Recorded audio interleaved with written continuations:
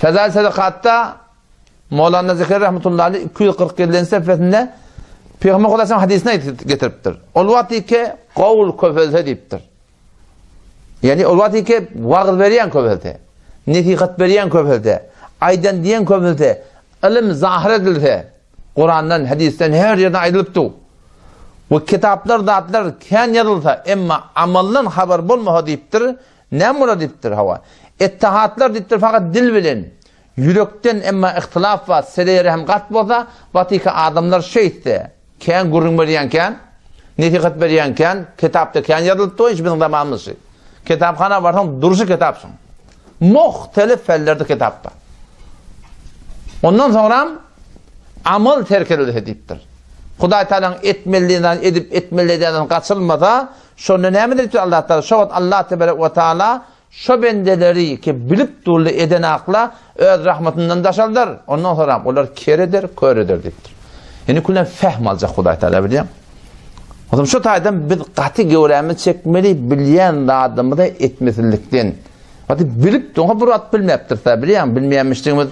Hadi bilip doğan amal etmeyek ve Huday Teala'dan eğer ihyana müptela bulduğumuzda yani tövbe bilen, sadaka bilen, istiğfar bilen, onu cevran etip yamaşadan düdüğüne giyirmesek şun iyiden Huday Teala'nın rahmetinden daşalmaklık ba ve yani Allah Teala keretecek deyiptir, köretecek deyiptir. Kullan fehm alacak da Huday Teala. Şu mezmun Kur'an'da da Sure-i Araf'ta 140 ayetibardan okuyun.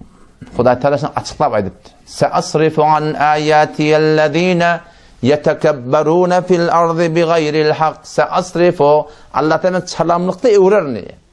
Nemeden evrecek ya Allah? An ayatiyellezine Kur'an'ın fehminden, hadisin fehminden, şeriatın fehminden kullen düşüm alacak deyiptir Allah Teala. Kimden alacak ya Allah? اَلَّذ۪ينَ يَتَكَبَّرُونَ فِي الْاَرْضِ بِغَيْرِ الْحَقِّ Onlar iken nahak yerinde tekebbür et ya dedi. Şeriatın mukabında dur ya. Ne edip diyen diye. Sünnete attık diye. Bedgıtı ravaç et diye. Şirkı ravaç ver diye. Şeriatı ters dağıtlığın ravaç verip şeriatın mukabında tekebbürü var. وَاِنْ يَرَوْ كُلَّ آيَةٍ لَا يُؤْمِنُوا بِهَا Allah fehmi Allah da aşlı adamlardan. Men çalamlıkta evrer nepti Huday Teala. Fehmden, derkten, bineşten Allah Teala men kullen şeyden vücudun boşaldır neptir. O hem ne olacak? Ve in yarav kulle ayetin la yu'minu biha. Mümür dilli getirağeten şuna diye. Kabul etme reslenliktir. Ve in yarav sebiler rüştü la yettehiduhu sebile. Doğrun kokattan, doğrun uğruna gitmer deyiptir. Ve in yarav sebilel gayy yettehiduhu sebile. Gumrahi orta, günah orta, şuna karşın gider deyiptir. Ne mi deyip Sibirla başına geldi? ذَٰلِكَ بِيَنَّهُمْ كَذَّبُوا بِآيَاتِنَا Bizim ahkamatlarımı da inkar ettiler diye. Şeriatı inkar ettiler diye. Dini inkar ettiler diye. Çünkü Müslümançılığımızda ne kadar ha mesailler var ki Müslüman rahatça ay el çeksen ay deyip de biliyor musun? Şu şeriatı inkar etmeklik. Şunu yedinde ne bela geliyor? Şiyankı bela geliyor. Allah Teala fehm alacak biliyor musun? Düşüm alacak. O zaman şu tarihten şu mesailerin hakkında ki biz bilyen dağıdığımızda amel etmekliğimiz.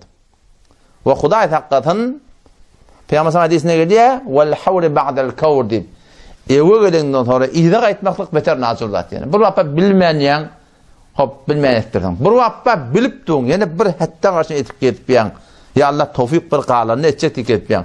Ya bir vappa da hakkı bilip tuğun hemen etik etmeyen öğrek gelende bir sürü kahişat-ı nefsani direktli idrak etsen Peygamber Aleyhisselam şundan Allah Teala tığıntıdır. Ya Allah men şundan qoruyor ori. Kimin evi elimden sonra idrak edin. Şu taada Huday Teala'nın adamda hatta ne var biliyor musun? Tevfik alması var.